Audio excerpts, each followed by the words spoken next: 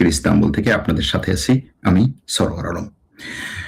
আমার কথা আপনি যেখানে আছেন, যে অবস্থায় আছেন, যদি শুনতে পান তাহলে একটু লিখে জানাবেন। আর যদি কোনো সমস্যা হয় তাহলেও অবশ্যই লিখে জানাবেন। দুটো বিষয় নিয়ে কথা বলার জন্য আজকে লাইভে আসলাম। একটা হচ্ছে গাজা ভূখণ্ডে অস্ত্র ছেড়ে দেওয়ার সিদ্ধান্ত নিয়েছে প্রতিরোধ যোদ্ধারা। বিষয়টা কি আসলে? আর দ্বিতীয় হচ্ছে মরক্কো স্পেনের বিষয়। মরক্কো থেকে হাজার হাজার শরণার্থী স্পেনে ঢুকেছে, সংখ্যাটা 50,000 ছাড়িয়েছে, আবার অনেকে ফিরেও আসছে। বিষয়টা কি, ঘটনাটা কি, কি ঘটছে মরক্কো স্পেন নিয়ে? সেখানে হঠাৎ করে এই উত্তেজনার পেছনে কারণ কি? যেগুলো ভাষা ভাষা আমরা জানি, এই জিনিসগুলোর আরো গভীরে গিয়ে কিভাবে ব্যাখ্যা করা সম্ভব, এগুলো নিয়েই আলোচনা করব। এই আলোচনার শুরুতে জাস্ট আপনাদের কাছে একটা প্রশ্ন রাখি, সেটা হচ্ছে মরক্কোর আসল মানচিত্রটা কি? মরক্কোর মানচিত্রটা কেমন? আপনারা কি একটু বলতে পারবেন, অথবা দেখাতে পারবেন? তো আর বলতে পারি না। আপনারা কি বলতে পারবেন যে মরক্কোর আসল মানচিত্রটা কি, বা সেটা দেখতে কি রকম? তারপরেও আমার মনে হয় আমি আপনাদেরকে জাস্ট হচ্ছে একটা মানচিত্র দেখাতে পারি। এখান থেকে কোনটাকে আপনি মরক্কোর মানচিত্র বলবেন? এই প্রশ্নটা রেখে, জাস্ট দুটো প্রশ্ন রাখবো, রেখে তারপরে আমরা মূল আলোচনা যাব। একটা হচ্ছে এই যে মানচিত্র, এই মানচিত্রটাকে আপনি এখান থেকে কোনটাকে মরক্কোর মানচিত্র বলবেন? কোনটাকে আপনি মরক্কোর মানচিত্র বলবেন? আর আরেকটা প্রশ্ন হচ্ছে যে এই ম্যাপ দেখাবো আপনাকে, একটা, এই ম্যাপ না, একটা হচ্ছে পতাকা দেখাবো। এই পতাকাটা কোন দেশের, কোন জনগোষ্ঠীর? যদি আপনারা বলতে পারেন এই পতাকাটা কোন জনগোষ্ঠীর, এই পতাকাটা কাদের? আপনাদের কি কারো মনে আছে? বলতে পারবেন যে এই পতাকাটা কাদের? পতাকাটা দেখতে কার মতো লাগে, কাদের মতো লাগে এই পতাকাটা? এই দুটো প্রশ্ন রেখে আমরা মূল আলোচনা যাই। শুরুতে একটু গাজা নিয়ে আলোচনা করব, তারপরে আসবে আমাদের মূল আলোচনা। এখন দেখুন, যে আলোচনাটায় আমরা আসতে চাচ্ছিলাম সেটা হচ্ছে শুরুতে গাজা নিয়ে আলোচনা। গাজায় কি হয়েছে? গাজায় মূলত গতকালকে হামাস সিদ্ধান্ত নিয়েছে যে তারা অস্ত্র ছেড়ে দিবে। অনেক বড় একটা বিষয় না?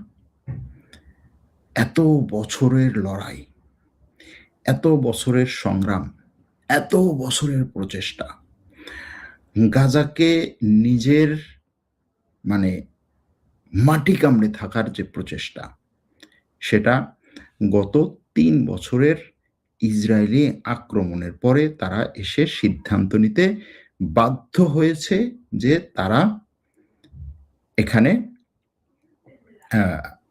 অস্ত্র ছেড়ে দিবে। এক দর্শক বলছেন পতাকাটা ফিলিস্তিনি পতাকা। আরো অনেক দর্শকদের কাছ থেকে আমি এটার উত্তর চাই, শেষে আমরা সঠিক উত্তরটা বলবো এবং আলোচনাও করব। তো তাদের এই অস্ত্র ছেড়ে দেওয়ার বিষয়টা কি? তারা বলছে এই সিদ্ধান্ত খুব সহজ ছিল না, আমাদের অন্তরে রক্তক্ষরণ হচ্ছে, তারপরেও এই সিদ্ধান্ত আমাদের নিতে হচ্ছে যদি এটার উসিলায় গাজা ভূখণ্ডের সাধারণ মানুষদের জীবন বাঁচে। সিদ্ধান্তটা কোন শর্তে নিচ্ছে তারা? যে ইসরায়েল আর গাজায় আক্রমণ করবে না, তারাও গাজা থেকে অস্ত্র ছেড়ে দিবে, এবং অস্ত্র ছেড়ে দেওয়ার পরে তাদেরকে গাজা থেকে চলে যেতে হবে। তবে তারা কিছু শর্ত দিয়েছে। শর্তের একটা হচ্ছে যে আমরা এই অস্ত্র ইসরায়েলের হাতে দেব না, এই অস্ত্র দেব কার কাছে? ফিলিস্তিন জাতীয় সরকারের কাছে। ফিলিস্তিন জাতীয় সরকার কে? ফিলিস্তিনের জাতীয় সরকার কে, যেই জাতীয় সরকারের হাতে তারা এই অস্ত্রটা ছেড়ে দিচ্ছে? মাহমুদ আব্বাসের নেতৃত্বে, তাই না? মাহমুদ আব্বাস কার পপেট? গেল সেটা। এরপরে তাদের আরেকটা শর্ত হচ্ছে যে যতক্ষণ পর্যন্ত না ইসরায়েল তার শর্ত পূরণ করে, অর্থাৎ ইসরায়েল এই অঞ্চল ছেড়ে যায়, বা এই যুদ্ধবিরতির যে শর্তগুলো, দ্বিতীয় ধাপের যে শর্ত, যে ইসরায়েল কোনো আক্রমণ করবে না এবং ইসরায়েলও অস্ত্র ছেড়ে দিবে, সেটা যতক্ষণ না হবে ততক্ষণে আমরা অস্ত্র ছাড়ব না। কিন্তু এখানে প্রশ্ন হচ্ছে, ইসরায়েল তো অস্ত্র ছাড়বে না, সে বহুবার বলেছে। ইসরায়েল এবং আমেরিকা, বিশেষ করে ডোনাল্ড ট্রাম্প এবং নেতানিয়াহু, এরা এই গত ৩ বছর ধরে যত আলোচনা হয়েছে, সেটা হোক হামাস নিয়ে, হোক গাজা ভূখণ্ড নিয়ে, হোক ফিলিস্তিন নিয়ে, হোক অন্য কোনো দেশ নিয়ে, হোক লেবানন নিয়ে অথবা ইরান নিয়ে, যতগুলো আলোচনা হয়েছে, এই আলোচনার কোনোটাতেই তারা কখনোই হচ্ছে নিজেদের কথায় ঠিক থাকেনি। আজকে একটা বলেছে নিজের স্বার্থের জন্য, সেটা গতকালকেই না করে দিয়েছে। আগামীকালের কথা বলছি না, গতকালকেই না করে দিয়েছে। এরকম কিছু লোকদের সাথে আপনি চুক্তি করছেন, সেখানে সে শক্তি খাটাচ্ছে এবং এই শক্তি খাটানোর বিরুদ্ধেও কেউ দাঁড়াচ্ছে না। সেহেতু আমার কাছে মনে হয় হামাস যে বলছে যে এখানে ইসরায়েলও যদি শর্ত পূরণ করে, এটা হয়তো তাদের একটা রাজনৈতিক এখানে কথা, কিন্তু ইসরায়েল শর্ত পূরণ করবে না বা ইসরায়েল সেখানে অস্ত্র ছেড়ে দিয়ে সেখান থেকে একেবারে সৈন্য সামন্ত সব নিয়ে চলে আসবে, এটা কে বিশ্বাস করে? আপনি গাজার একটা বাচ্চা শিশুর কাছে গিয়ে জিজ্ঞেস করেন, সেও হয়তো বিশ্বাস করবে না। তারপরে তারা বলছে যে এখানে গাজা ভূখণ্ডে আমরা যে শর্তগুলো পূরণ করব বলছি, সেই শর্তগুলো পূরণ করার ক্ষেত্রে এখানে যুদ্ধবিরতি মেনটেন করতে হবে, এখানে আন্তর্জাতিক ফোর্স আসতে হবে, এখানে গাজার শরণার্থীদের ফেরত যেতে হবে, গাজার উপরে কোনো ধরনের আক্রমণ চালানো যাবে না, গাজার মানুষের উপরে কোনো ধরনের বিধিনিষেধ দেওয়া যাবে না, এরকম অনেকগুলো। কিন্তু দিন শেষে একটা কথাই এখানে স্পষ্ট, সেটা হচ্ছে যে তারা অস্ত্র ছেড়ে দিতে সম্মত হয়েছে, যেটার জন্য ডোনাল্ড ট্রাম্প এবং এই নেতানিয়াহু বহু বছর ধরে কাজ করছে। এখন এই জায়গায় এসে একটা প্রশ্ন সামনে আসে, প্রশ্নটা হচ্ছে তাহলে কি অক্টোবর 2023-এ যে আক্রমণটি হয়েছিল, যেটা দিয়ে এই যুদ্ধ শুরু হয়েছিল, সেটা কি আসলে সঠিক ছিল?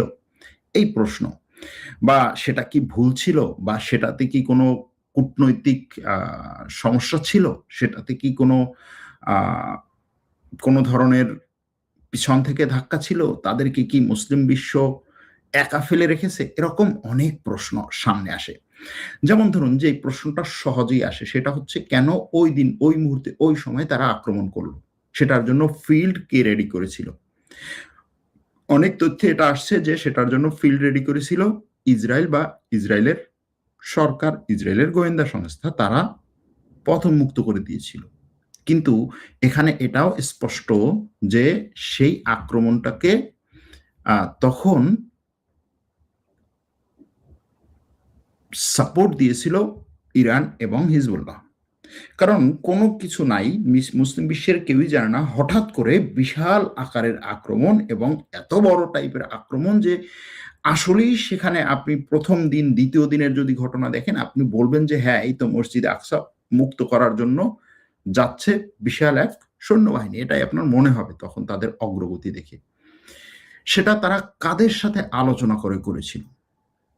যতটা সামনে আসছে তথ্য, সেটা হচ্ছে যে ইরান এবং হিজবুল্লাহ তখন তাদেরকে বলেছিল যে একই সাথে তখন হিজবুল্লাহ হচ্ছে উত্তর দিক দিয়ে ইসরায়েল আক্রমণ করবে এবং ইরান আক্রমণ করবে, এর মাধ্যমে চতুর্মুখী আক্রমণে সবচাইতে বেশি ব্যস্ত হয়ে পড়বে ইসরায়েল এবং তারা সেখানে বড় ধরনের সফলতা পাবে। এমনকি সেই দিনের কথা যদি, তখনকার কথা যদি মনে করেন আপনারা, যে সেই 7ই অক্টোবরের পরের যে প্রথম শুক্রবারটা, খুব সম্ভবত 2 দিন বা 3 দিন পরে, সেই শুক্রবার খুতবায়, জুমার নামাজের খুতবায় হিজবুল্লাহর নেতা, তখন হিজবুল্লাহর নেতার একটা বক্তব্য আসবে, এটা নিয়ে সবার ভিতরে হচ্ছে একটা কি বলে অপেক্ষা, প্রতিশ্রুতি, কি বলে অধীর আগ্রহ, যে হিজবুল্লাহ নেতা বক্তব্য দেবে এবং হামাসের পক্ষ থেকে বা হামাসের যারা ছিল তাদের পক্ষ থেকে বলা হয়েছিল যে এই বক্তব্যে সে বলবে যে আমরা এই যুদ্ধে সরাসরি ঢুকছি। সে দীর্ঘক্ষণ বক্তব্য দিয়েছে কিন্তু বলে নাই যে এই যুদ্ধে আমরা ঢুকছি। সে বলছে যে না, এটাকে আমরা মানে ইসরায়েল আক্রমণকে আমরা সমর্থন করি না, আমরা ফিলিস্তিনি ভাইদের সাথে আছি, এটা সেটা, কিন্তু আমরাও এই যুদ্ধে সরাসরি অংশগ্রহণ করছি বলে নাই এবং তারা যুদ্ধে ঢুকে নাই। এরপরে ইরানের পক্ষ থেকেও এর কিছুদিন পরে যে ইরানের সর্বোচ্চ ধর্মীয় নেতা বক্তব্য দিবেন এবং তার ভাষণ আসবে এবং সেখান থেকে তিনি এটার সাথে সরাসরি অংশগ্রহণ করছেন বলে নাই। এরপরে ওআইসি বিভিন্ন ধরনের মিটিং করেছে, সেখান থেকে নিন্দা বক্তব্য এসেছে, কিন্তু সরাসরি এখানে অংশগ্রহণ করা বা তাদেরকে রক্ষার জন্য মুসলিম জোট বা মুসলিম সামরিক জোট পাঠাবে এরকম কোনো কথা আসে নাই। যে কারণে এই বিষয়গুলো নিয়ে এই ধোঁয়াশাটা বহুদিন ধরে থেকেই যাবে। যাই হোক, শেষ পর্যন্ত যে বিষয়টাতে এখানে উপসংহারে আসতে পারি সেটা হচ্ছে, তারা অস্ত্র ছেড়ে দিলে কি হবে? তারা কি গাজা ভূখণ্ডে থাকতে পারবে? খুব সম্ভবত না। এখানে আমাদের সামনে একটা উদাহরণ আছে। আমি গতকালকেও আমার খুব ঘনিষ্ঠ একটা ফিলিস্তিনি কলিগের সাথে কথা বলছিলাম, গাজা ভূখণ্ডে যার বাড়ি, যার পরিবারের প্রায় ৪৬ জন নিহত হয়েছে এই আক্রমণে। সে বসে বসে হচ্ছে তাদের খবর লিখেছে, চোখের পানি ফেলে আমার সামনে, আমি দেখেছি। তো যাই হোক, তার সাথে কথায় সে যেটা বলল যে আসলে এখানে তুমিও বলতে পারছো না, আমিও বলতে পারছি না। ভুল ছিল কিনা এটা বলার মতো পরিস্থিতিতে আমরা নাই। আজকে এসে আমরা বলতে পারি যে হ্যাঁ ভুল, কিন্তু পরিস্থিতি যদি আজকের মতো না হতো, যদি উল্টো হতো, তাহলে আমরা এটাকে হয়তো ভুল বলতাম না, বলতাম যে হ্যাঁ চমৎকার একটা স্ট্র্যাটেজি তাদের। আবার ফিলিস্তিনের মানুষরা, তাদের যে ইতিহাস, সেই ইতিহাস হচ্ছে তাদের লড়াইয়ের ইতিহাস। তখন সে বলল যে পিএলও, যেটা প্যালেস্টাইন লিবারেশন অর্গানাইজেশন, ইয়াসির আরাফাতের নেতৃত্বে, তাদের খবর কি তুমি জানো? যে তারা একটা সময় সেখানে ফিলিস্তিনকে মুক্তির আন্দোলন করেছিল এবং তারা খুব কট্টর বা খুব যথেষ্ট পরিমাণে ইসলামিক গ্রুপ ছিল না, বেশিরভাগই হচ্ছে সেকুলার আরব। তারা সেই আন্দোলনে যখন আরব দেশগুলো পুরোপুরি সাপোর্ট পায়নি, যে সমস্ত দেশের সাপোর্ট পাওয়ার কথা ছিল সেই সমস্ত দেশ কিছুটা দিয়েছে, বা অন্যান্য আরব দেশের সাপোর্ট তারা প্রত্যাশা করেছিল, পায়নি, শেষ পর্যন্ত তাদের অস্ত্র ছেড়ে দিতে হয়েছে। এবং তারা শেষ পর্যন্ত কোথায় গিয়েছিল তখন? সিরিয়ায়। সিরিয়ায় গিয়েছিল তারা, এবং সিরিয়ায় তাদেরকে তখন আশ্রয় দিয়েছিল, অর্থাৎ তারা অস্ত্র ছেড়ে সিরিয়ায় গিয়েছিল। হয়তো বা সেটার একটা পুনরাবৃত্তি হতে পারে যে হামাস অস্ত্র ছেড়ে দিয়ে অন্য কোনো দেশে হচ্ছে তারা যাবে, কারণ হচ্ছে ওখানে অস্ত্র ছেড়ে দেওয়ার পরে তাদেরকে কে রাখবে? ইসরায়েল। আন্তর্জাতিক জোট যদি বলা হয়, সেটাও তো আসলে ট্রাম্পের নেতৃত্বে বলা যায়, ইসরায়েলের নেতৃত্বে। সুতরাং তাদের হয়তো সেখানে থাকাটা সহজ হবে না, হয়তোবা তাদেরকে অন্য কোনো দেশে সরে যেতে হতে পারে, এরকম একটা পরিস্থিতি হওয়ার সম্ভাবনা আছে। আবার ফিলিস্তিনিরা তাদের সেই সংগ্রাম লড়াইয়ে আবার ঐক্যবদ্ধ হবে, আবার তারা লড়াই করবে। আবার এই যে প্রত্যেকটা ধ্বংসস্তূপের নিচ থেকে যেই কি বলে চারা গাছ গজাবে, সেই চারা গাছ আবার বটবৃক্ষ হবে, আবার তারা সেখানে লড়াই করবে। এটা হচ্ছে তাদের কথা, যে আমরা শত শত বছর ধরে এটার সাথে পরিচিত। এজন্য এখানে উপসংহারে আপনি আসতে পারবেন না যে বিজয় হয়েছে, পরাজয় হয়েছে, অথবা ইসরায়েলকে একেবারে শেষ করে দিয়েছে, নেতানিয়াহুকে এটার মধ্যে নিয়ে এসেছে, ওটার মধ্যে নিয়েছে, কৌশল করেছে। এটা শুধুমাত্র কৌশলের অংশ। ইসরায়েল অস্ত্র না ছাড়লে তারা ছাড়বে না, এটাই একটা বিশাল চাল। কিসের বিশাল চাল? ইসরায়েল অস্ত্র ছাড়বে না এটা তো জানা কথা, এটা নতুন কিছু। ইসরায়েল কোন দিন বলেছে অস্ত্র ছাড়বে? কিন্তু আপনি অস্ত্র ছেড়ে দিতে বাধ্য হচ্ছেন, এটাই হচ্ছে বাস্তবতা। যাই হোক, এবার আমরা একটু মরক্কোতে যাই। যে প্রশ্নটা করেছিলাম যে মরক্কোর মানচিত্র কোনটা? মরক্কোর মানচিত্র নিয়ে প্রশ্ন থাকাকালীন আমরা আরেকটা প্রশ্নতে যাই, যে মরক্কো এবং স্পেনের মানচিত্র কোনটা? আপনি স্পেন এবং মরক্কোর মানচিত্র আমি আপনাদেরকে পাশাপাশি দেখাই। এটা হচ্ছে উপরের সাদা অংশটা হচ্ছে স্পেন, নিচের সাদা অংশটা হচ্ছে মরক্কো, মাঝখানে যে হালকা নীল অংশ সেটা হচ্ছে পানি, সাগর। একটা হচ্ছে ভূমধ্যসাগর, ডান পাশে হচ্ছে ভূমধ্যসাগর, বাম পাশে হচ্ছে আটলান্টিক মহাসাগর। আর এই আটলান্টিক মহাসাগর এবং ভূমধ্যসাগরের মাঝখান দিয়ে যে জায়গাটা গিয়েছে এটা হচ্ছে আপনার কি বলে জিব্রাল্টার প্রণালী। এখন এই জিব্রাল্টার প্রণালীর উপরটা হচ্ছে স্পেন, নিচটা হচ্ছে মরক্কো। এখন আমরা যে বলছি যে মরক্কো থেকে স্পেনে যাচ্ছে হাজার হাজার শরণার্থী, স্বাভাবিকভাবেই আপনার কাছে মনে হবে যে এই পানিপথ পাড়ি দিয়ে ওপারে যাচ্ছে। আমাদের এডিটর হচ্ছে যে ভিডিও শেয়ার করেছে ফেসবুকে এবং ইউটিউবে শর্ট ভিডিও, সেখানেও সে লিখেছে যে সাগর পাড়ি দিয়ে সাঁতরে ওপারে গেল হচ্ছে হাজার হাজার শরণার্থী। আসলে বিষয়টা সেরকম না। এই যে কেউটাটা দেখেন আপনি, মরক্কোর যে মানচিত্র, মরক্কোর যে ম্যাপ, মরক্কোর যে ভূখণ্ড, সেটার মধ্যেই একটা জায়গা হচ্ছে কেউটা, আর একটা জায়গা হচ্ছে এই দেখেন মেলিলা। এই মেলিলা আর কেউটা হচ্ছে স্পেনের ভূখণ্ড। স্পেন, এটা হচ্ছে স্পেন। মেলিলা এবং কেউটা হচ্ছে স্পেনের ভূখণ্ড। আমি যদি আপনাকে সেই মানচিত্রটাকে এভাবে দেখাই, আপনি হয়তো আরো খুব সহজে বুঝতে পারবেন। দেখেন, এই যে নিচে মরক্কো, এই মরক্কোর উপরে দুটো পতাকা স্পেনের। এই এই জায়গাটা হচ্ছে কেউটা, এই বাম পাশের জায়গাটা হচ্ছে কেউটা, আর এই ডান পাশের জায়গাটা হচ্ছে মেলুলা। এই জায়গাটুকু স্পেনের ভূখণ্ড। এখন প্রশ্ন করতে পারেন যে কি বলেন ভাই, মরক্কোর এই জায়গায় স্পেনের ভূখণ্ড, মরক্কো এই এই স্পেন কোথায়, সে সাগর পাড়ে দিয়ে ওপারে, তার এইখানে এইটুকু জায়গা দখল করে রাখার কি দরকার? ঐতিহাসিকভাবে এইখানের অনেক অঞ্চল স্পেন তাদের কলোনি করে রেখেছিল। সেই কলোনিগুলো তারা ছেড়ে যাওয়ার সময় কিছু কিছু কৌশলগত জায়গা তারা পুরোপুরি ছেড়ে যায়নি, তার মধ্যে এই দুটো জায়গা। এখন এই দুটো জায়গা হচ্ছে স্পেনের অংশ। এখন মরক্কো থেকে স্পেনে যাচ্ছে এইভাবে, এখান থেকে তারা স্পেনে লোক পাঠাচ্ছে বা স্পেনের লোক যাচ্ছে। এখন লোকদেরকে কি আসলে মরক্কো থেকে পাঠানো হচ্ছে নাকি তারা নিজেরা যাচ্ছে, এটা একটা প্রশ্ন। আপনি যদি ভিডিওগুলো দেখেন, আমাদের টেলিগ্রাম চ্যানেলে ভিডিওগুলো আছে, ভিডিওগুলো দেখলে আপনি দেখবেন যে মরক্কো থেকে গাড়িতে মানে ট্রাকে ভরে তারপরে হচ্ছে ওই স্পেনের এই অংশের সীমান্তের কাছে গিয়ে তারপরে ট্রাক থেকে তাদেরকে আনলোড করা হচ্ছে। মানে ট্রাক থেকে যেভাবে মাল আনলোড করে ঠিক সেইভাবে মানে প্রচুর পরিমাণে মানুষ আনলোড করা হচ্ছে।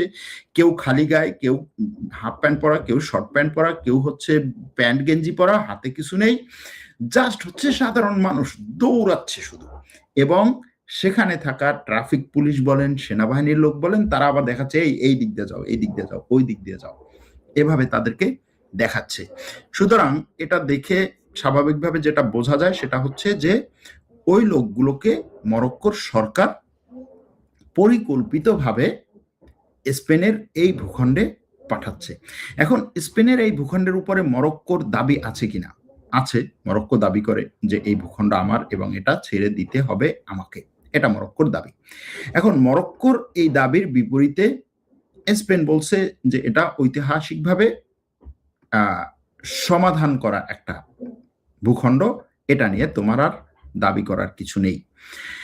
এখন এই জায়গাতে এসে আপনি অনেক কিছু বলতে পারবেন, মরক্কো স্পেন, মরক্কোর পক্ষে স্পেনের পক্ষে, স্পেন ইসরায়েলের বিরুদ্ধে, মরক্কো ইসরায়েলের পক্ষে, এরকম অনেক ইকুয়েশন আছে, সেগুলোতে আসবো। তার আগে মরক্কোর একটা জায়গায় চলে যাব, যেই জায়গার সাথে আমার নিজের স্মৃতি বিজড়িত। আমি সেখানে দেখাবো আপনাদেরকে, অনেকগুলো বিষয় দেখাবো।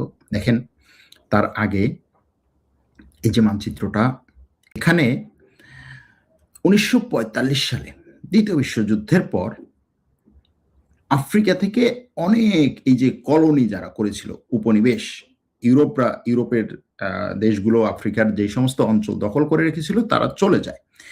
চলে যাওয়ার পরে সেখানে এক একটা জনগোষ্ঠী, জাতিগোষ্ঠী হয় এবং সেগুলো আস্তে আস্তে রাষ্ট্রে রূপান্তরিত হয়। আজকে 2026 সালে এসে এখানে দেখাচ্ছে যে একটা জায়গা, জাস্ট একটা জায়গা, আফ্রিকার একটা জায়গা এখনো পর্যন্ত রাষ্ট্র হয়নি, সেটা হচ্ছে ওয়েস্টার্ন সাহারা বা পশ্চিম সাহারা। এটাই আমি প্রশ্ন করেছিলাম যে আপনি মরক্কোর মানচিত্র কোনটা বলবেন, জাস্ট হচ্ছে এখানে এই যে মরক্কো যতটুকু লেখা এটা, নাকি এই মরক্কো এবং ওয়েস্টার্ন সাহারা এটা? মরক্কো এই ওয়েস্টার্ন সাহারাকে নিজের অংশ বা নিজের ভূখণ্ড মনে করে, দাবি করে এবং সে সেভাবেই করছে। কিন্তু এখানে একটা বড় বিষয় আছে। সেই বড় বিষয়টা হচ্ছে এই যে আমি পতাকাটা দেখিয়েছিলাম, সেই পতাকাটা অনেকে বলছেন এটা ফিলিস্তিনের পতাকার মতো বা ফিলিস্তিনের পতাকার মতো এটাকে লাগে, এটা অনেকেই বলেছিলেন। কিন্তু আপনি যদি এই পতাকাটার কে আরো ভালো করে দেখেন তাহলে দেখবেন যে না, এখানে ফিলিস্তিনের পতাকার মতোই হয়তো দেখতে, কিন্তু মাঝখানে একটা চাঁদ তারা আছে। এটা হচ্ছে এই বাতি সাহারা বা ওয়েস্টার্ন সাহারা বা পশ্চিম সাহারার যে জনগণ, সেখানে এই পশ্চিম সাহারার কাহিনীটা কি?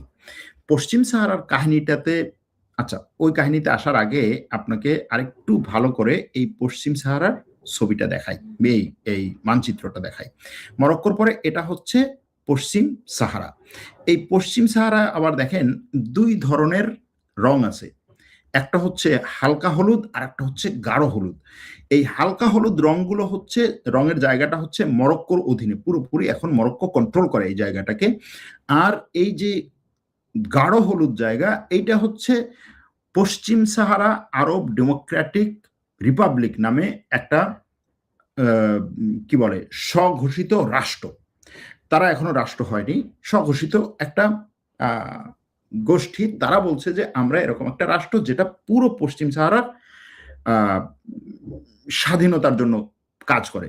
তাদের সংক্ষেপে যারা এই স্বাধীনতার জন্য লড়াই করে পশ্চিম সাহারা, তাদের নাম হচ্ছে পলিজারো।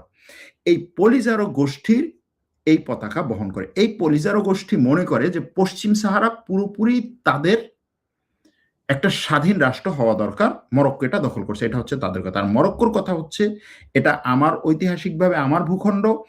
স্পেন যখন এই অঞ্চল ছেড়ে যায় ১৯৬২-৬৩ সালের দিকে, স্পেন যখন এই অঞ্চল ছেড়ে যায়, তখন এই পলিজারো এরা হচ্ছে স্পেনের বিরুদ্ধে, তখন আগে থেকে স্পেনের বিরুদ্ধে এরা লড়াই করতো যে আমরা এই এখানকার ভূখণ্ড, এদেরকে বলা হয় সাহার কি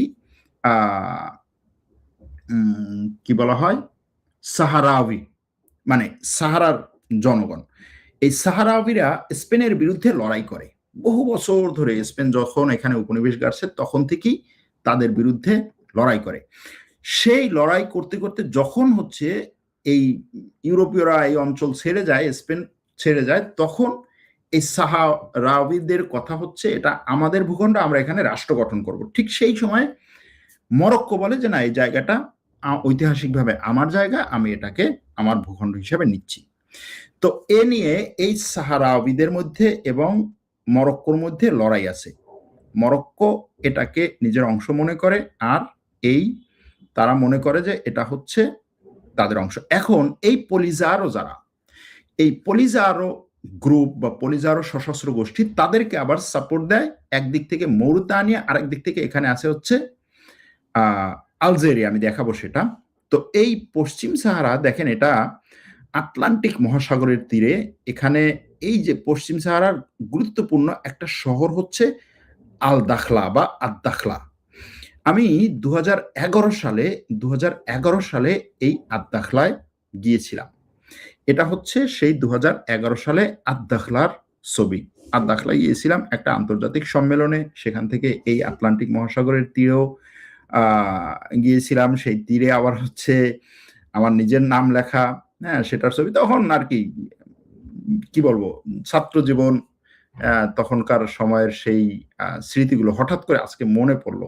তখন একটা ফেসবুক গ্রুপও করেছিলাম আমি নিজে, মানে হচ্ছে বন্ধু, ওই সময় বিভিন্ন দেশের স্টুডেন্টরা, গ্রাজুয়েটরা এসেছিল ওইখানে প্রোগ্রামে।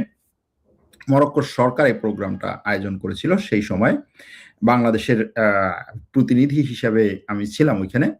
তো সেই দাখলাতে এবং গিয়েছি সেখানে। সেই সময়ে এই পশ্চিম সাহারার যে সমস্যাটা, সেই সমস্যা নিয়েও তাদের সাথে কথা বলেছি ওই সময়ও। এই যে এখানে এই যে সাদা গেঞ্জি এবং পিছনে হচ্ছে একটা কি বলে বাঁধা নীল, এটা আমি, আমাদের গাড়ি সেই সময়ে বালুর মধ্যে গেড়ে যায়, তারপর হচ্ছে গাড়ি ঠেলে আমরা বের করি। এই হচ্ছে আটলান্টিক মহাসাগরের তীরে, হ্যাঁ, দাখলায়, আদ দাখলা যে জায়গাটা, এই যে সেই দাখলাতে। এরকম আরো বহু ছবি আছে সেখানে বিভিন্ন লোকজনের সাথে। এটা আবার হচ্ছে মরক্কোর মারাকেশে, এটা চা, হ্যাঁ, মরক্কোর চা কিন্তু খুব চমৎকার, মানে ওরা হচ্ছে মিন্ট দিয়ে সুন্দর একটা চা বানায়। যাই হোক, তো এখানে এটা দেখাচ্ছি এজন্য, এই ছেলে দুটো তখন আমাকে খুব হেল্প করছে, ট্রান্সলেট করছে এই এলাকাগুলো ঘুরতে, ওখানে সাধারণ মানুষদের বাড়ি ঘর, তারপরে হচ্ছে তাদের সাথে কথা বলা। ওখানে একটা এই দাখলাতেই একটা বড় বাজারের মতো আছে, বাজার বলতে মার্কেট আর কি, মার্কেট আছে, যে মার্কেটটা পুরোপুরি সব দোকানদার হচ্ছে নারী, সব 100% দোকানদার হচ্ছে নারী। যাই হোক, যে কথাটা বলার জন্য এই জিনিসগুলো ইয়া করলাম, যে এই দাখলার সাথে আমার স্মৃতি বিজড়িত আছে। সেখানে আমি তখন গিয়েছিলাম, এবং তখন এই পশ্চিম সাহারার সমস্যাটা কি এবং তাদের নিজেদের সাথে যে কথাগুলো হয়েছে আমার, হ্যাঁ, এরা তখন মরক্কোর সরকারের সাপোর্টে, মরক্কোর সরকারের পক্ষেই তারা কথা বলে, কিন্তু তাদের কথা হচ্ছে যে এই দাখলাতে পর্যন্ত হচ্ছে গোলাগুলি হতো, মারামারি হতো, এবং মরক্কোর সরকার এই বেদুইন বা হচ্ছে এই পশ্চিম সাহারার প্রচুর মানুষকে মেরেছে, হত্যা করেছে, এটা তাদের কথা। এবং শেষ পর্যন্ত মরক্কোর সরকার এই জায়গার 3/2 অংশ নিয়ন্ত্রণ করছে।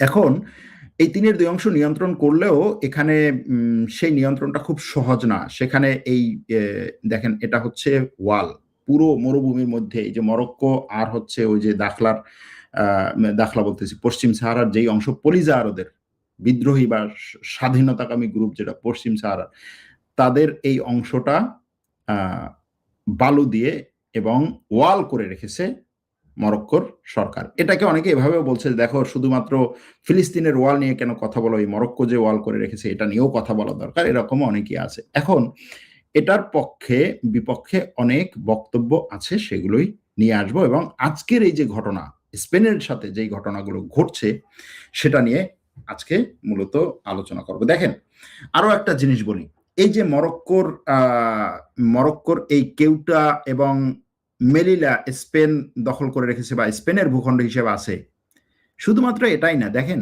মরক্কোর এই যে জিব্রাল্টার প্রণালী, জিব্রাল্টার প্রণালীর জিব্রাল্টার কি জাবাল তারেক, তাই না, জাবাল তারেক বিন জিয়াদ ওখানে যাওয়ার পরে এই যে স্পেনে মুসলমানদের বিজয়, সেখান থেকেই তো এই জিব্রাল্টার আসছে, জাবাল তারেক। দেখেন সেই জিব্রাল্টার জায়গাটা, স্পেনের এই জিব্রাল্টার জায়গাটা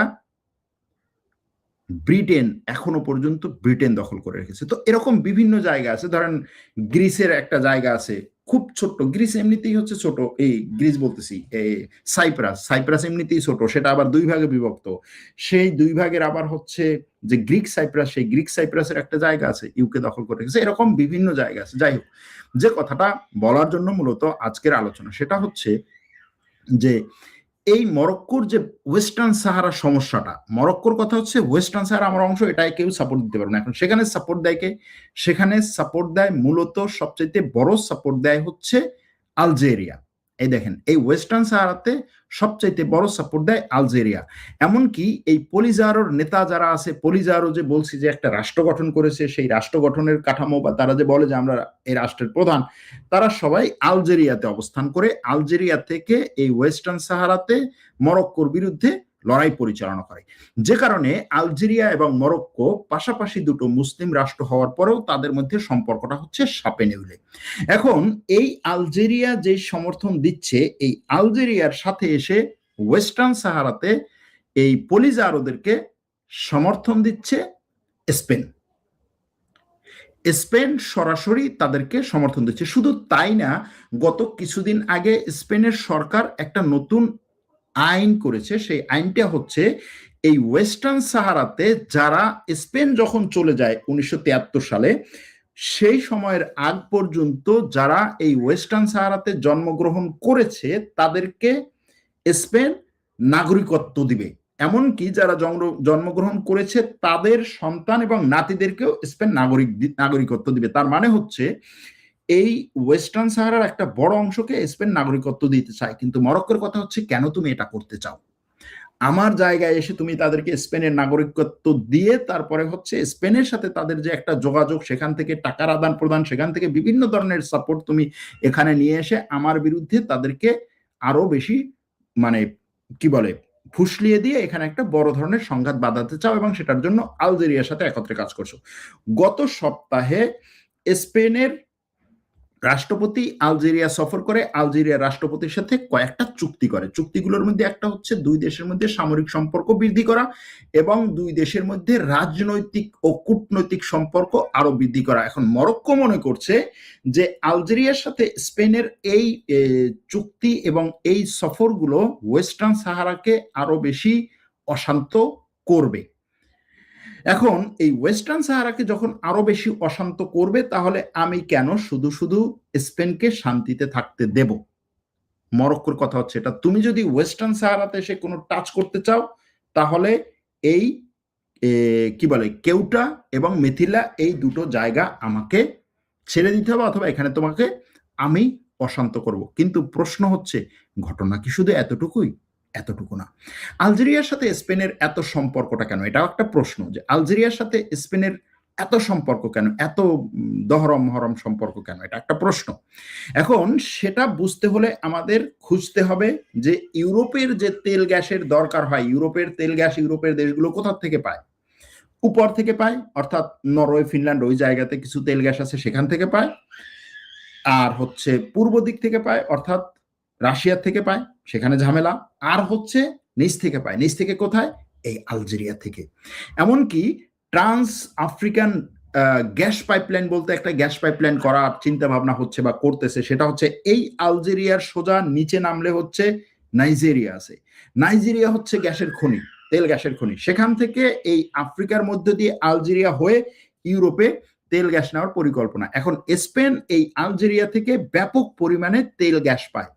স্পেনের কথা হচ্ছে, আমার অর্থনৈতিক নিরাপত্তা আলজেরিয়ার সাথে সম্পৃক্ত। আলজেরিয়াকে আমি কোনোভাবেই ছেড়ে দিতে পারবো না। আলজেরিয়ার সাথে আমার সম্পর্ক গঠন করতেই হবে, সম্পর্ক রাখতেই হবে। আর আলজেরিয়ার কথা হচ্ছে, আমি এখানে এই ওয়েস্টার্ন সাহারার যে স্বাধীনতাকামী, তাদেরকে আমি সাপোর্ট দিয়েই যাব। এখন মরক্কোর কথা হচ্ছে, আলজেরিয়া তোমার বিরুদ্ধে আমি সরাসরি না করতে পারলো তোমার সাথে, আমি স্পেনকে ব্যস্ত রাখবো। এখন শুধুমাত্র কি তাই? বিষয়টা কি শুধু এতটুকু? বিষয়টা শুধু এতটুকু না। এই বিষয়টা বুঝতে হলে আমাদের আরো পিছনে ফিরে যেতে হবে। মরক্কোর সাথে আমেরিকা এবং ইসরায়েলের সম্পর্কটা কি? দেখেন, এখানে এই যে স্পেনে যাচ্ছে শরণার্থী, হাজার হাজার শরণার্থী স্পেনে যাচ্ছে, এই ঘটনা বা এই খবরের পরপরই কোন জিনিসটা সামনে আসলো? এই খবরের পরপরই যে জিনিসটা সামনে আসলো সেটা হচ্ছে কি, যে ইউরোপের অনেকগুলো দেশ, বিশেষ করে ইতালির সাথে সাথে বললো কি, যে আমি স্পেনের সাথে হচ্ছে ফ্রি মুভমেন্ট চুক্তি, যেটা অর্থাৎ স্পেন থেকে ইতালিতে মানুষজন সহজে কোনো ধরনের বাধা ছাড়া, বর্ডারে কোনো ধরনের চেক ছাড়া যে যেতে পারবে, যে সেঙ্গেন সিস্টেম, সেই সিস্টেমটা আমি বন্ধ করে দিলাম। কেন বন্ধ করে দিলাম? কারণ হচ্ছে স্পেনে হাজার হাজার শরণার্থী ঢুকছে। ভাই, স্পেনে যে শরণার্থী ঢুকছে, তারা তো স্পেনের মূল ভূখণ্ডে যেতে তো তাদের হয়তো তো আরো অন্তত 4-5 বছর লাগবে। স্পেনের মূল ভূখণ্ডে যেতে তাদের আরো 4-5 বছর লাগবে। কারণ এই কেউটা থেকে সাঁতরে তো আর সে ওপারে যেতে পারবে না, বা এখানে ঢোকার মানেই হচ্ছে যে সে আবার দৌড়ে বর্ডার পার হয়ে গেল, বিষয়টা তো সেরকম না। এখানে এমনকি এই কেউটা এবং মেরিল্লা থেকে স্পেনের ভূখণ্ড হওয়ার পরও এখান থেকে স্পেনের যে নাগরিক, এখানে নাগরিকরা তো স্পেনের নাগরিক, এদেরকেও পর্যন্ত স্পেনে যেতে হলে স্পেশাল অনুমতি নিয়ে তারপরে যেতে হয়। বিষয়টা তাদের জন্য এরকম না যে তারা স্পেনের ভূখণ্ডের নাগরিক এবং ওখান থেকে উড়াল দিল আর স্পেনে গেল। বিষয়টা এত সহজ না। এখন প্রশ্ন হচ্ছে, এই জায়গাতে ইতালি, ফ্রান্স, সেই একেবারে কোথায় ওই মানে উত্তরে ইউরোপের স্পেনের সাথে ওদের কোনো মানে বর্ডারের কোনো সম্পর্কই নেই। বর্ডার হচ্ছে আরো অন্তত 10টা দেশ পার হয়ে, তারপরে ফিনল্যান্ড, তারপরে হচ্ছে ডেনমার্ক। এদের সেই ফিনল্যান্ড ডেনমার্ক বলতেছে যে হ্যাঁ, স্পেনের সাথে আমাদের হচ্ছে এই চুক্তি, কি বলে, সেঙ্গেন চুক্তি বাতিল করতে হবে। ভাই, তোমার বর্ডারে যাইতে হলে তো একটা শরণার্থীর অন্তত 2 বছর খালি হাঁটা লাগবে।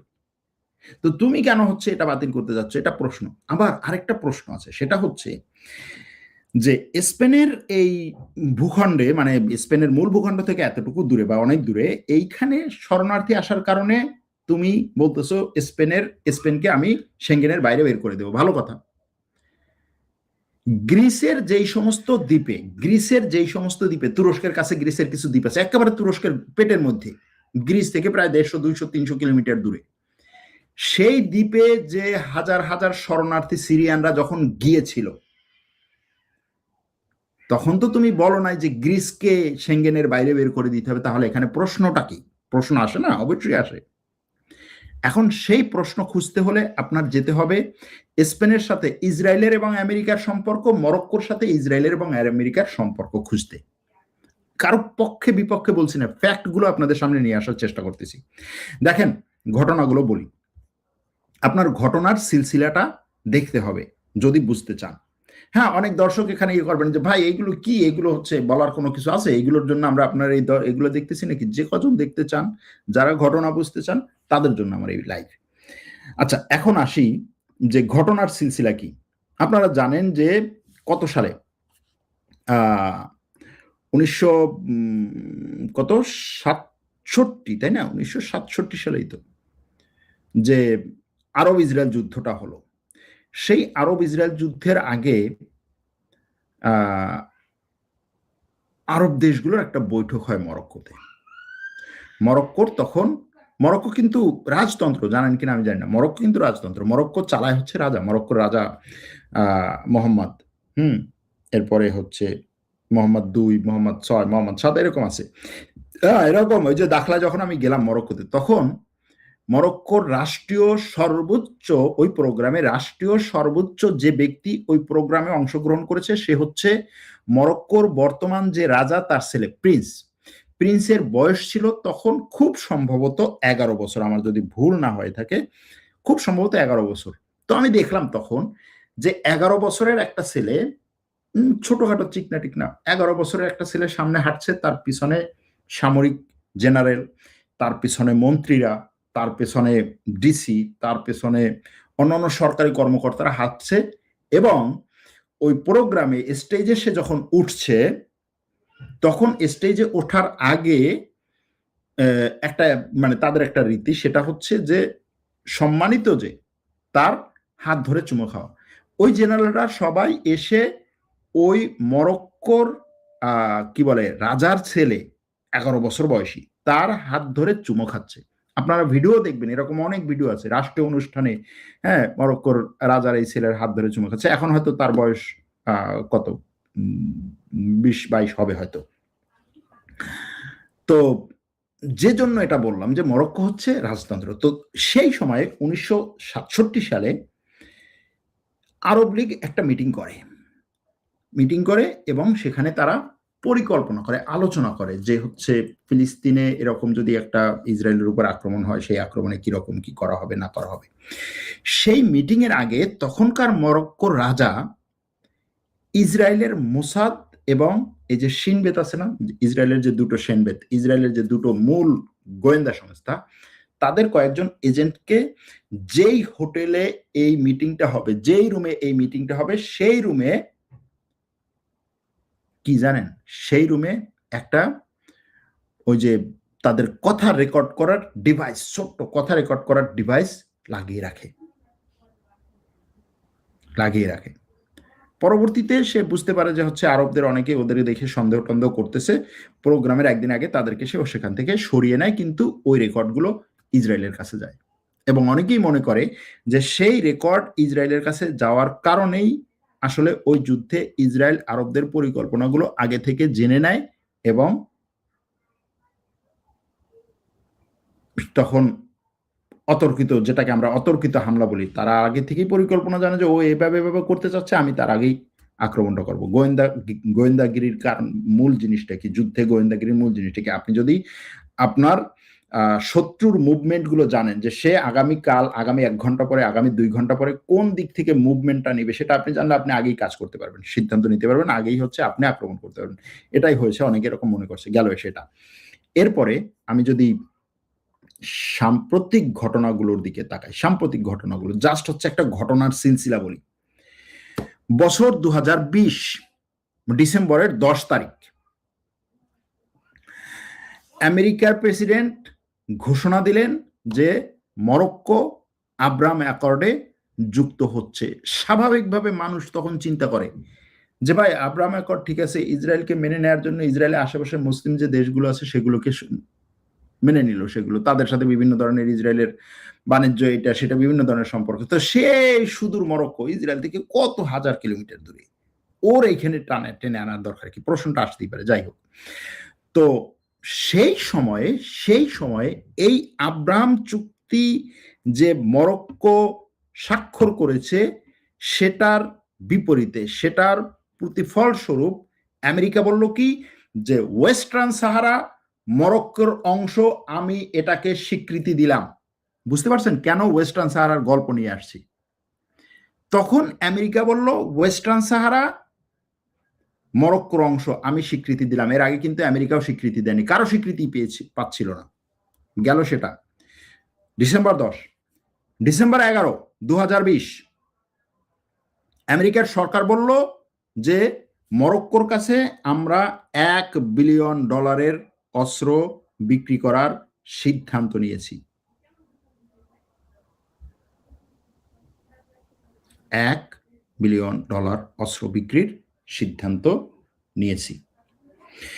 এরপরে 2011 জানুয়ারি 15 তারিখ মরক্কোর বর্তমান রাজা মোহাম্মদ 6, এই মোহাম্মদ 6 ভিজিট করলো আমেরিকা হোয়াইট হাউস, দেখা করলো প্রেসিডেন্ট ট্রাম্পের সাথে। ট্রাম্পের সাথে দেখা করে সে ট্রাম্পকে একটা অ্যাওয়ার্ড দিল, মানে মরক্কো থেকে সে অ্যাওয়ার্ড নিয়ে গেল ট্রাম্পের জন্য। অ্যাওয়ার্ডটা কি? অ্যাওয়ার্ডটা হচ্ছে order of Mohammad. Order of Mohammad award দেয়া হলো ট্রাম্পকে। কেন? কারণ হচ্ছে ট্রাম্প এই ওয়েস্টার্ন সাহারাকে স্বীকৃতি দিয়েছে। ট্রাম্প আবার এই মরক্কোর প্রেসিডেন্ট, মরক্কোর রাষ্ট্রপতি মরক্কোর রাজাকে ট্রাম্প তখন আবার প্রতিফল স্বরূপ আরেকটা অ্যাওয়ার্ড দিল, লিজন অফ মেরিট। হ্যাঁ, এটা হচ্ছে চিফ কমান্ডার লেভেলের একটা মেরিট, এই অ্যাওয়ার্ড সেটা দিল। ঠিক সেই সময়ে ট্রাম্প ঘোষণা দিলেন যে আমেরিকা দাখলাতে, বলছিলাম না আমি দাখলা গেছি, এর জন্য বলি নাই, এমনি বলি নাই যে আমি নিজের হচ্ছে জাস্ট করি প্রচারণা করার জন্য, জাস্ট ওটার সাথে একটা স্মৃতি জড়িত, সেটা বলছিলাম। আমেরিকা বলল কি, যে আমি সেই ওয়েস্টার্ন সাহারার পেটের মধ্যে দাখলাতে কনসুলেট অফিস ওপেন করব, এবং এই যে আমি যে মরক্কোকে শুধু স্বীকৃতি দিলাম যে ওয়েস্টার্ন সাহারা তোমার একটা ভূখণ্ড, স্বীকৃতি দিয়েই আমি শেষ করিনি, আমি সেখানে আমার ডিপ্লোম্যাটিক মিশন ওপেন করছি স্বীকৃতির অংশ হিসেবে। এবং শুধু তাই না, একই সাথে এই ডিপ্লোম্যাটিক মিশন সেখানে কি করবে, যদি কোনো আমেরিকানই না থাকে তাহলে কি হবে, সেখানে তেল, গ্যাস, আরো একটা জিনিস আছে ফসফেট, দুনিয়ার সবচাইতে বেশি ফসফেট মজুদ আছে এই ওয়েস্টার্ন সাহারায়। এগুলো উত্তোলনের জন্য আমেরিকার কোম্পানি সেখানে বিনিয়োগ করবে এবং আমেরিকার কনসুলেট সেখানে কাজ করবে। আমি গতকালকেও বলেছিলাম যে আমেরিকার কোনো জায়গায় ডিপ্লোম্যাটিক মিশন মানেই হচ্ছে তাদের গোয়েন্দা কাজ। গেল সেটা। 2021 মে মাসের 17 তারিখ মরক্কো কি করলো, স্পেনকে শাস্তি দেওয়ার জন্য স্পেনের সীমান্তে, এই যে কেউটা সীমান্তে সে বর্ডারের কন্ট্রোলটাকে শিথিল করে দিল, এবং তখন প্রায় 8,000 শরণার্থী কেউটাতে ঢুকেছিল, 8,000 শরণার্থী। ঠিক সেই সময়ে ইউরোপ স্পেনকে চাপ দিয়েছিল যে এই স্পেন, তোমার মধ্যে শরণার্থী ঢুকতেছে। মরক্কোকে চাপ দেয় নাই, তোমার মধ্যে শরণার্থী ঢুকতেছে, তোমার সাথে কিন্তু আমরা সম্পর্ক রাখবো না। এরপরে নভেম্বর 24, 2021 মরক্কো এবং ইসরায়েল একটা প্রতিরক্ষা চুক্তি স্বাক্ষর করে, যেই প্রতিরক্ষা চুক্তির অধীনে মরক্কোর ভূখণ্ডে ইতিহাসে প্রথমবার ইসরায়েলের সেনারা সৈনিকের পোশাক পরে মরক্কোর ভূখণ্ডে নামার অনুমতি পায়। বিষয়টা বুঝেন নাই, তাই না? ইসরায়েলের সেনারা, কোনো একটা দেশের সেনাবাহিনী তখনই হচ্ছে তার সেনাবাহিনীর সৈনিকের পোশাক পরে ওই দেশে নামার সুযোগ পায় যখন ওই দেশের সাথে এই দুই দেশের এই ধরনের চুক্তি। তা নাহলে ঠিক আছে, তোমার সৈন্য আসতে পারে, সিভিল ড্রেস আসবে, তাকে আমি সৈন্য হিসেবে কোনো ধরনের গার্ড দেব না।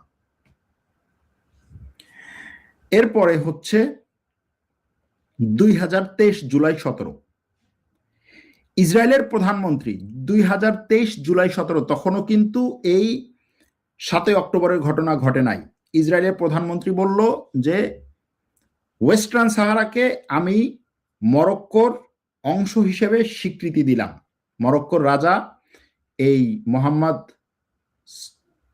6 তার কাছে চিঠি দেয়, ইসরায়েলের প্রধানমন্ত্রী, এবং সেই চিঠিতে এটাও বলে যে আমি মরক্কোর ওয়েস্টার্ন সাহারার ওই দাখলা অঞ্চলে আমার কনসুলেট ওপেন করব।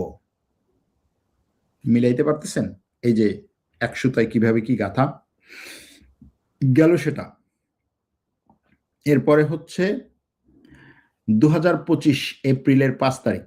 হ্যাঁ, এরপরে এই যে 7 অক্টোবরের ঘটনা, ইসরায়েলের গাজায় আক্রমণ, তারপরে হচ্ছে লেবাননে আক্রমণ, ফিলিস্তিনে আক্রমণ, ওয়েস্ট ব্যাংকে আক্রমণ, তারপরে হচ্ছে ইরানে আক্রমণ, এগুলো নিয়ে মরক্কো কখনোই কোনো কিছু বলে না এটার বিরুদ্ধে। কারণ কি? কারণ সে হচ্ছে আব্রাম চুক্তিতে আবদ্ধ, যেটা এই আরব দেশগুলোর মধ্য থেকে, যেটা আমরা একেবারে চাক্ষুষ স্পষ্ট প্রমাণ পাই কোনটার থেকে? আরব আমিরাত থেকে। যাই হোক, এরপরে 2025 সালের এপ্রিলের 5 মরক্কো লোকজন, হাজার হাজার মরক্কোর লোক এই যে ইসরায়েলি সেনাবাহিনীর বিরুদ্ধে বিক্ষোভ করে। মরক্কোর বিভিন্ন শহরে এই বিক্ষোভ ছড়াই পড়ে। ইসরায়েল গাজায় যে পরিমাণ আক্রমণ করে, সেই আক্রমণে মরক্কোর সরকার কোনো ধরনের পদক্ষেপ না নেওয়ার কারণে সেটার বিরুদ্ধে এটাকে ইয়া করে, জনগণ হচ্ছে সরকারের বিরুদ্ধে রাস্তায় নামে। সরকার সেখানে ব্যাপক পরিমাণে হচ্ছে তাদের উপরে ফোর্স প্রয়োগ করে তাদেরকে, ওই বিক্ষোভ কয়েকদিন চলছিল, আপনারা হয়তো জানেন। এরপরে 3 দিন পর 8 এপ্রিল 2025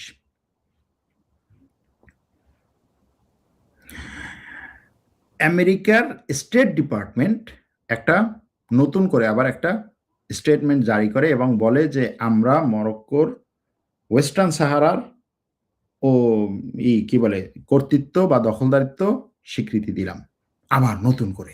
কেন? তখন এটা নিয়ে আবার একটু দ্বন্দ্ব হয়েছিল যে ট্রাম্প মুখে বলেছে তাতেই কি হচ্ছে নাকি। হ্যাঁ, পররাষ্ট্র মন্ত্রণালয় তখন করেছে। 2025 অক্টোবরের 9 তারিখ, অক্টোবরের 9 তারিখ কি ঘটেছিল? স্পেন বলল যে আমেরিকার প্রেসিডেন্ট ডোনাল্ড ট্রাম্প আমাকে যে চাপ দিচ্ছে বা ন্যাটোর সদস্য দেশগুলোকে যে বলছে যে 5% তার জিডিপির 5% এই অস্ত্রে ব্যবহার করতে হবে, জিডিপির 5% তার প্রতিরক্ষা খাতে ব্যবহার করতে হবে, আমি এটা করব না, এটা আমার দ্বারা সম্ভব না, আমার জনগণের অন্যান্য খাত আছে সেগুলোতে আমার টাকা পয়সা খরচ করতে হবে। ট্রাম্প বলল কি? স্পেনকে ন্যাটো থেকে বের করে দেব। মনে আছে? মনে নেই? স্পেনকে ন্যাটো থেকে বের করে দেব। এরপরে স্পেনের উপরে নতুন করে ট্যারিফ দেব। এরপরে স্পেনকে এটা করব, স্পেনকে ওটা করব। স্পেন কি ছিল? এই গাজা যুদ্ধে সবচাইতে, ইউরোপের মধ্যে সবচাইতে বেশি ইসরায়েল বিরোধী বক্তব্য, ইসরায়েল বিরোধী পদক্ষেপ, ইসরায়েল বিরোধী রাজনৈতিক কূটনৈতিক ইয়াতে সোচ্চার ছিল স্পেন। এখন স্পেন এটাও বলছে যে ইসরায়েলের প্রধানমন্ত্রী নেতানিয়াহু যদি আমেরিকা সফরে যায় তাহলে আমার আকাশের উপর দিয়ে যেতে পারবে না। এই জন্য হচ্ছে ওই বিভিন্ন দেশ ঘুরে টুরে তারপর হচ্ছে তার যেতে হয়েছে। আবার স্পেনের কাছে 2026 সালে যখন ইরানে আমেরিকা অ্যাটাক শুরু করলো বা অ্যাটাক করার সিদ্ধান্ত নিল, তখন আমেরিকা কি করলো যে এই ইউরোপে ইসরায়েলের কাছাকাছি যে সমস্ত ইউরোপীয় দেশ আছে, যেমন ধরেন গ্রিস, তারপরে হচ্ছে ইটালি, তারপরে হচ্ছে স্পেন, হ্যাঁ, এই সমস্ত দেশে সে তার বিমানগুলো এনে রাখবে, বড় বড় যে যুদ্ধ বিমানগুলো সেগুলো এনে রাখবে। স্পেনের দুটো ঘাঁটি ব্যবহারের অনুমতি চাইলে স্পেন বললো না, আমি এই অনুমতি দেবো না। ইরানের বিরুদ্ধে যে আক্রমণ তুমি করছো সেটা তুমি নিয়ে আসো, জাতিসংঘের অনুমতি নিয়ে আসো, আমি তোমাকে দেবো। জাতিসংঘের অনুমতি নেই, তুমি নিজে নিজে আক্রমণ করতে যাচ্ছ, আমি এখানে দেবো না। আমেরিকা বললো ঠিক আছে, ফাজলামি করতেছো, যা, তোর উপরে আমি হচ্ছে 100% ট্যারিফ দিয়ে রাখবো। এমনকি তুরস্কে গত কয়েকদিন আগে যে ন্যাটো সম্মেলন হয়েছিল, সেই সম্মেলনে যেখানে স্পেনের প্রধানমন্ত্রী আছে, যেখানে তুরস্কের এবং অন্যান্য দেশগুলোর প্রধানমন্ত্রী আছে ন্যাটোর সম্মেলনে, সেখানে বসে ট্রাম্প বললো যে আমি স্পেনের উপরে হচ্ছে 100% ট্যারিফ দিয়ে দিলাম। স্পেন আমার কথা শুনে না। যে লোকটার সাথে 1 ঘন্টা আগে দেখা হয়েছে, 1 ঘন্টা পরে দেখা হওয়ার পরে বেরোয় বলে আমি স্পেনের সাথে 100% ট্যারিফ দিয়ে দেয়, আবার একদিন পরে বলে ঠিক আছে স্পেন আমার কথা শুনছে, এখন আর করবো না। এই যে অবস্থাটা। এরপরে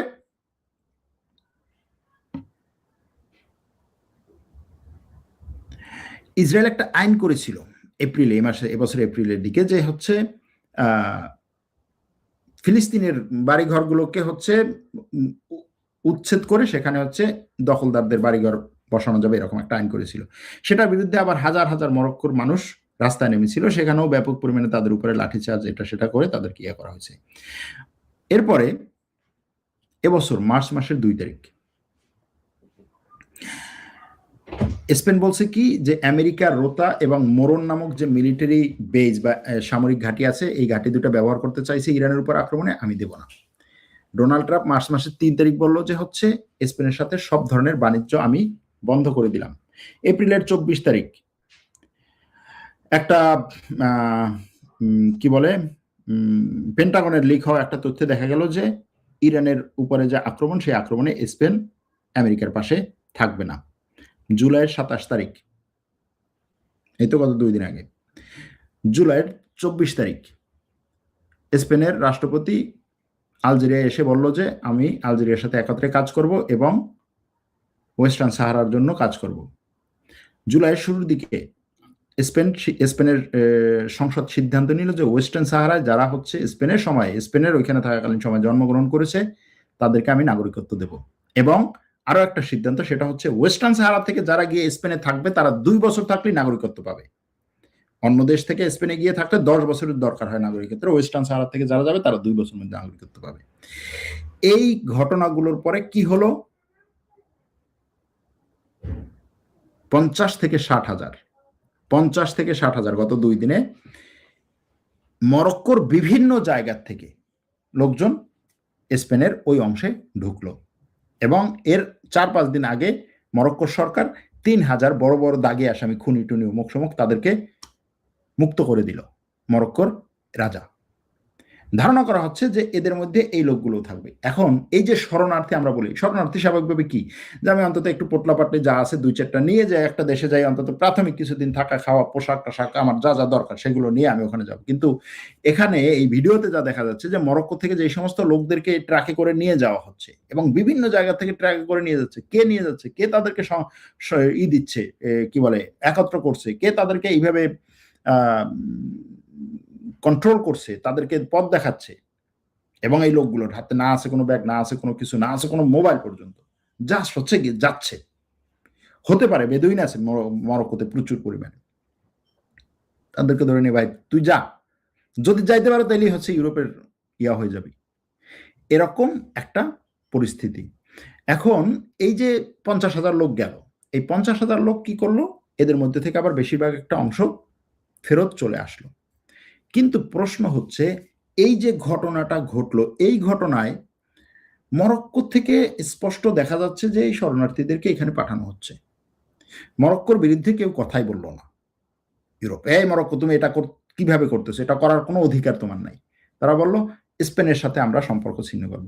পুরো ইসরায়েলের নেতৃত্ব, ইসরায়েলের মন্ত্রীরা, ইসরায়েলের যত যারা আছে জায়নবাদী, সবাই এটা নিয়ে যথেষ্ট পরিমাণে, হ্যাঁ তুমি কি এখন দেখো, এখন বুঝো, স্পেন আমার বিরুদ্ধে কথা বলছিল, এখন তুমি বুঝো।